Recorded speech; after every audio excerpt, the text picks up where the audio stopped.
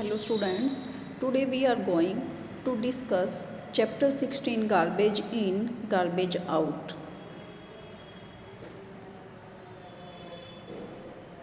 First of all, we will introduce garbage. Garbage is an unwanted or undesired material or substance जो हमें नहीं चाहिए, हमारी ज़रूरत का नहीं है. It is also referred to as rubbish, trash or junk. Or we may say that the substance which is no longer useful to us. जो भी मटीरियल पदार्थ हमारे काम का नहीं है उसे हम क्या कहेंगे? गार्बेज. डेली में हम इतना गार्बेज, इतना कूड़ा कचरा निकालते हैं. घर, स्कूल, दुकान, ऑफिस, दाल, चावल, बिस्किट, दूध, ये सभी आजकल किस में आते हैं बेटा? पॉली बैग में, टिन में. हमने इन्हें क्या किया? अपने घर जाकर कंटेनर में खाली किया और जो भी रैपिंग मटेरियल है वो हमने डस्टबिन में डाल दिया. चीज़ें हमने कई बार ऐसे ख़रीद लेते हैं जो बहुत रेयरली, बहुत कम काम में आती हैं और हम उनको फेंक देते हैं डस्टबिन में, तो वो भी कूड़ा बन गया बेटा. डे टू डे एक्टिविटी में हम बहुत ज़्यादा कूड़ा जनरेट करते हैं. मूंगफली खाई हमने छिल के डस्टबिन में या पब्लिक प्लेस पर डाल दिए. बस ट्रेन में भी आप देख सकते हैं. ग्राउंडनट शेल्स इधर उधर बिखरे हुए हैं. बच्चों ने पेंसिल शार्प के इधर उधर डाल दिया, डस्टबिन में डाल दिया. बाई चांस हम वर्क कर रहे हैं और थोड़ी सी इंक हमारी नोटबुक के पेज पर स्पिल हो गई, बिखर गई. हम क्या करते हैं? नोटबुक का पेज फाड़ दिया और इसको फेंक दिया. इस तरीके से डेली में बहुत ज़्यादा कूड़ा हम जो है जनरेट करते हैं. अगर हमने ये गार्बेज अपने आसपास से, घर से नहीं हटाया तो क्या ये हमें नुकसान करेगा और कितना करेगा? सफाई कर्मचारी कब आएंगे? वो कूड़े को कहाँ लेकर जाएंगे? वहाँ क्या होता है गार्बेज के साथ? क्या इस गार्बेज से हम कुछ अच्छा भी बना सकते हैं जो कि हमारे लिए हार्मफुल ना हो, हानिकारक ना हो? क्या हम अपना इसमें कोई कंट्रीब्यूशन दे सकते हैं? ये सब हम इस चैप्टर में पढ़ेंगे. वैसे भी हमारे चैप्टर का टॉपिक है गार्बेज इन, गार्बेज आउट. कूड़ा कहाँ से आया और ये कहाँ जाएगा? The process constitute creation of waste by various work to dumping of waste on landfill for decomposition or by making vermicomposting or by recycling the waste. तो कूड़ा कहाँ से आया, कूड़ा कहाँ जाएगा, इन सब बातों को हम इस चैप्टर में डिस्कस करेंगे.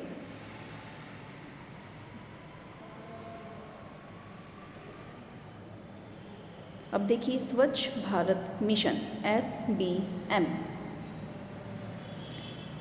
प्राइम मिनिस्टर जो है हमारे, उन्होंने एक SBM स्वच्छ भारत मिशन जो है लॉन्च किया और उसका क्या उद्देश्य था कि लोगों में जागरूकता फैलाई जाए कि वो खुले में शौच ना जाएं और ओपन डिफेकेशन फ्री हो जाए. हमारा देश खुले में शौच जाने से मुक्त हो जाए. कब तक? 2 अक्टूबर 2019 तक.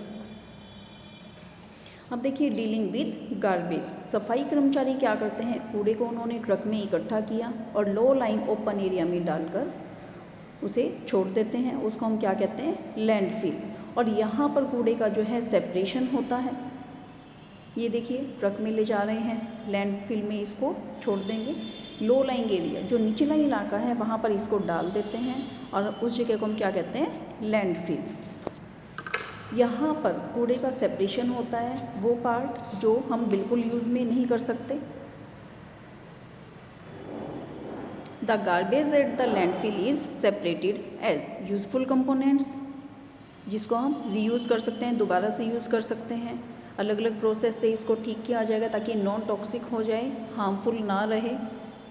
नॉन यूज़फुल कंपोनेंट्स, वो पार्ट जिसको हम दोबारा से यूज़ नहीं कर सकते, इसको हम सेपरेट करेंगे और लैंडफिल में इसको फैला देंगे और सोइल की लेयर से इसको कवर कर देंगे फॉर डिकम्पोजिशन. अब देखिए लार्ज एरिया, जो भी एरिया हम यूज़ कर रहे हैं इसके लिए, वेस्ट के लिए, उसको हम क्या कहते हैं? लैंडफिल. यहाँ पर गार्बेज को बरी कर देंगे, दबा देंगे ताकि ये हमारे इन्वायरमेंट के लिए हानिकारक ना रहे, नुकसान ना पहुँचाए. जब ये लैंडफिल हो जाएगी तो इसको हम पार्क में भी कन्वर्ट कर सकते हैं. लगभग 20 सालों तक यहाँ पर कोई बिल्डिंग नहीं बनती है. दिल्ली का जो इंद्रप्रस्थ स्टेडियम है वो भी क्या है? एक लैंडफिल का ही एग्जाम्पल है. अब देखिए, अब हम एक एक्टिविटी कर सकते हैं. हमने क्या करना है? 2 ग्रुप्स बना लेने हैं. एक ग्रुप में हम क्या करेंगे, हमारा kitchen waste, plant, fruit, vegetable waste, ये हम डालेंगे। उसमें हम टी लीव्स डाल सकते हैं, ओल्ड न्यूज़पेपर डाल सकते हैं, वेस्ट फूड डाल सकते हैं, ड्राई लीव्स डाल सकते हैं। और सेकंड ग्रुप में हम क्या लेंगे, polythene bags, broken glass, aluminium foil, wrappers, nails, old shoes, broken toys, piece of clothes etcetera. हमने क्या करना है, इसके 4 ग्रुप्स बना लेने हैं। एक एक ग्रुप के 2-2 पार्टीशन हमने कर लिए, 2-2 सेपरेट हीप्स हमने ढेर बना लिए और हमने उसको गमले में दबाना है। मिट्टी में भी हम इसको दबा सकते हैं और अगर कच्ची जगह नहीं है, ग्राउंड नहीं है इस टाइप से, तो हम इसको पॉट्स में भी एक्टिविटी कर सकते हैं। हमने मिट्टी में उन्हें दबा देना है, मिट्टी से उसे ढक देना है, थोड़ा सा पानी स्प्रिंकल कर देना है। अब हम देखेंगे कि कुछ टाइम के बाद जो किचन वेस्ट है, fruit, vegetable, plant residue, dry leaves, tea leaves, वो वाला वेस्ट क्या है, कन्वर्ट हो जाता है मैन्योर में, गल सड़ जाता है। अब हमें उसमें वो सामान दिखाई नहीं दे रहा है, तो ये किस में कन्वर्ट हो गया है, मैन्योर में। और ये मैन्योर हम अपने प्लांट्स में डाल सकते हैं, उसके लिए यूज़ कर सकते हैं। It will provide nutrient to the plants, क्योंकि कूड़ा अब जो है वो गल सड़ गया है, अब इसमें स्मेल नहीं आ रही है। मिट्टी में मिक्स करके हम इसको प्लांट्स में न्यूट्रिशन के लिए दे सकते हैं। और जो सेकंड वाला ग्रुप था जिसमें हमने पॉलीथीन बैग्स, ब्रोकन ग्लास, टूटे फूटे कांच, फॉइल पेपर, एल्यूमिनियम के ये सब डाला था, वो सब सामान एज इट इज़ है। तो वो क्या है, नॉन बायोडिग्रेडेबल सब्सटेंस, जो कि मिट्टी में डिकम्पोज नहीं हुआ, रोट नहीं हुआ।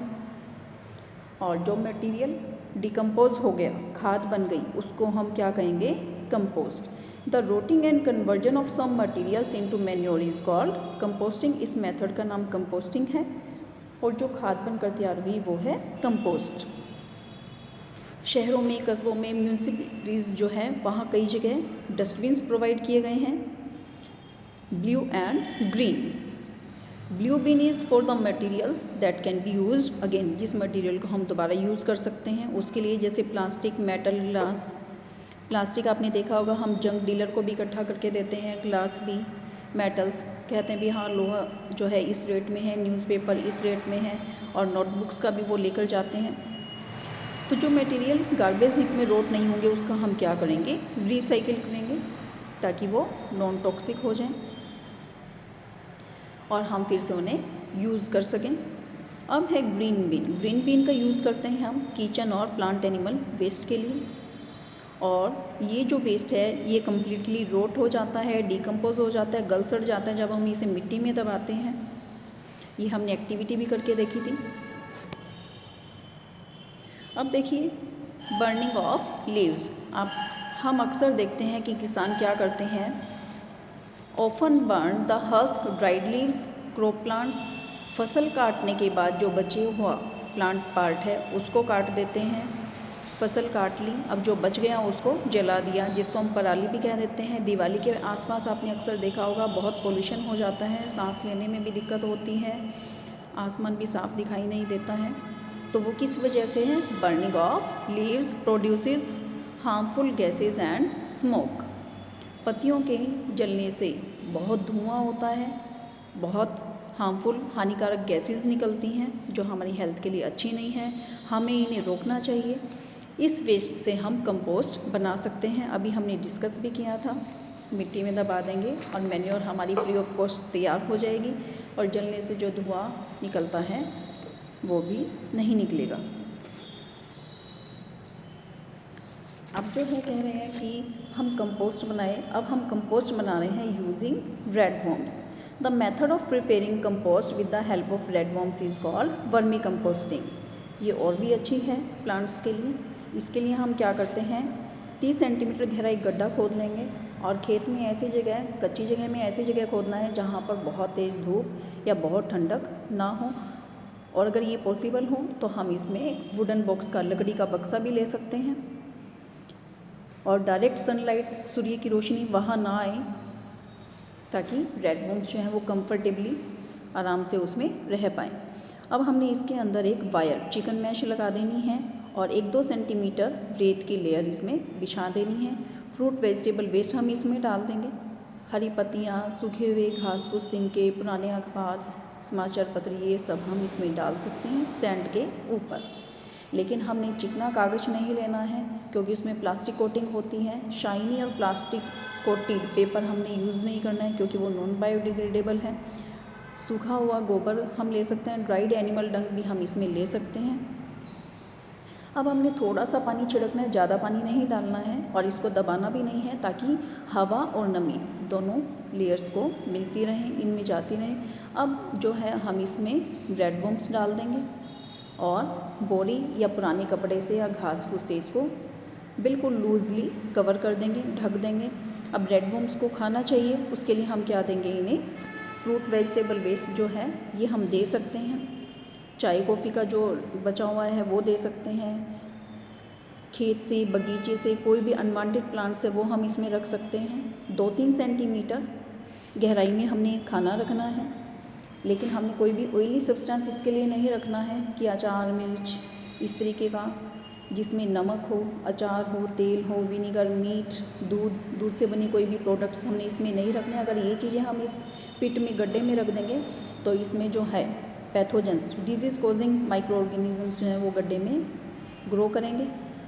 अब हमने क्या करना है, हमने केवल इसमें फ्रूट वेजिटेबल वेस्ट डालना है और कुछ दिनों के बाद हमने धीरे से टॉप लेयर जो है ऊपर वाली मिट्टी है उसको धीरे से मिक्स करना है और ऊपर नीचे इसको कर देना है। रेड वर्म जो है उनके दांत नहीं होते हैं, उनके पास क्या गिज़र्ड है जो उनको खाना पीसने में, ग्राइंड करने में हेल्प करते हैं। पाउडर्ड एग शेल और सी शेल जो है वो भी हम वेस्ट में मिलाकर इनके खाने में दे सकते हैं। इससे उन्हें फूड को ग्राइंड करने में, खाने में हेल्प मिलेगी। एक रेड वर्म अपनी वेट जितना डेली खाता है। रेड वर्म जो है बहुत ठंड में या बहुत गर्मी में सर्वाइव नहीं कर सकते, इसीलिए हमने इनके लिए ऐसी जगह चूज़ की थी जहाँ डायरेक्ट सनलाइट ना आती हो और उन्हें अपने आसपास में नमी चाहिए, इसलिए हमने थोड़ा सा पानी भी स्प्रिंकल किया था। अगर हम इन रेड वर्म्स को अच्छा प्रॉपर स्पेस देंगे, इनकी केयर करेंगे तो 1 महीने में ये डबल हो जाते हैं, बहुत तेज़ी से रिप्रोड्यूस करते हैं। अब 3-4 वीक तक हमने कंटेंट्स जो हमने डाले थे इस पिट में या वुडन बॉक्स में, इसको हमने ऑब्ज़र्व करना है। अब हमें ऐसा लगता है कि कुछ मिट्टी जैसा गड्ढे में हमें दिख रहा है, जो सामान हमने डाला था वो नहीं दिख रहा है। Loose soil like material is seen in the pit. अब हमने क्या करना है, हमारी वर्मी कंपोस्ट तैयार हो गई है, लेकिन इसमें कुछ रेड वर्म्स भी हैं, तो रेड वर्म्स को हमने सेपरेट करना है। तो हम क्या करेंगे, उनके लिए कुछ फूड वेस्ट जो है उनके खाने के लिए हम एक कॉर्नर में रख देंगे। सारे वर्म्स जो हैं खाने की तरफ शिफ्ट हो जाएंगे और जो स्पेस है वो पार्ट वो खाली रह गया। अब वहाँ से हम वर्मी कंपोस्ट को वेकेटेड पार्ट से रिमूव कर लेंगे। धूप में सुखाकर हम इसे यूज़ कर सकते हैं, प्लांट्स में डाल सकते हैं, एग्रीकल्चर खेती में यूज़ कर सकते हैं। और जो पार्ट हमने छोड़ दिया वहाँ क्या है, फिर आगे से हम फिर से दोबारा से रेड वर्म्स का यूज़ कर सकते हैं। Best out of waste vermicompost जो है बहुत अच्छी खाद है, खेती के लिए भी अच्छे न्यूट्रिएंट्स हैं और इसीलिए जो अर्थवर्म है उसे हम कहते हैं फार्मर्स फ्रेंड। वेस्ट को खाता है और अच्छी कंपोस्ट हमें प्रिपेयर करके देता है। इससे हमारी मनी की भी सेविंग होती है।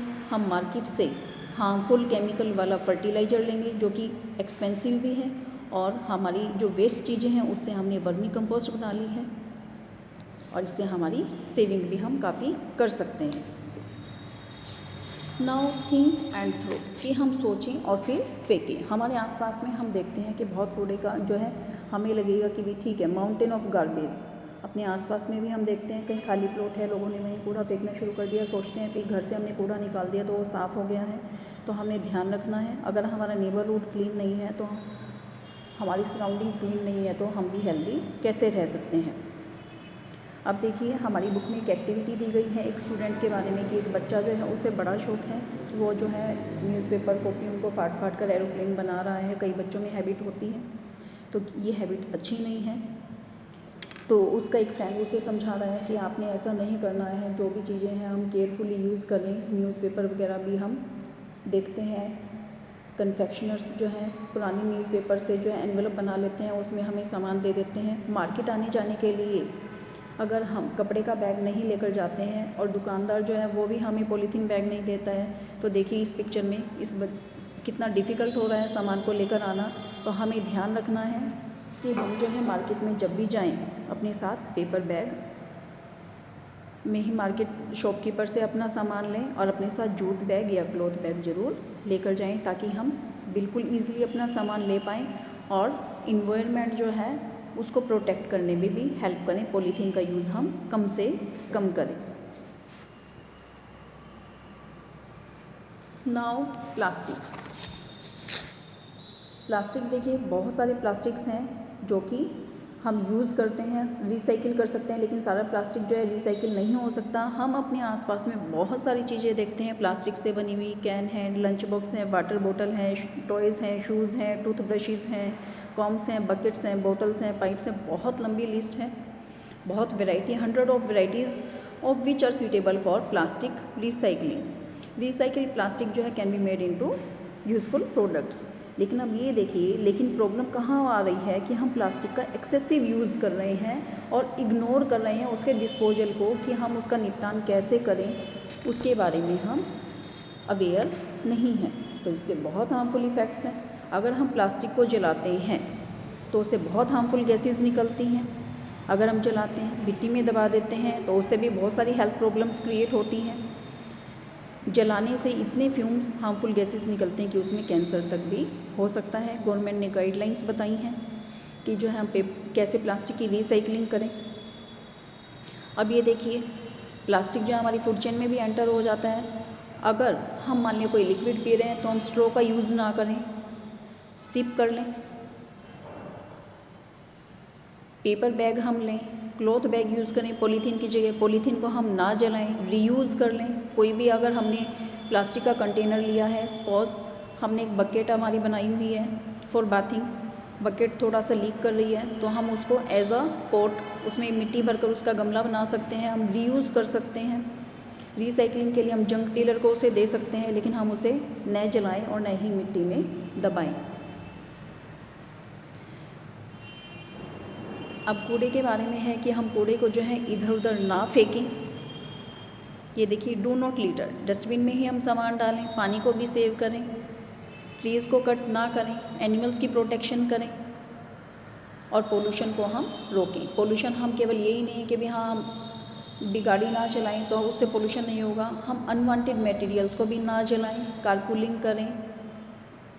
मिनिमम डिस्टेंस अगर है तो हम उसके लिए पैदल भी चल सकते हैं। कूड़ा कचरा इधर उधर ना फेंकें, ज़्यादा से ज़्यादा हम पेड़ पौधे लगाएं तो वो हमारे लिए भी बहुत अच्छा रहेगा।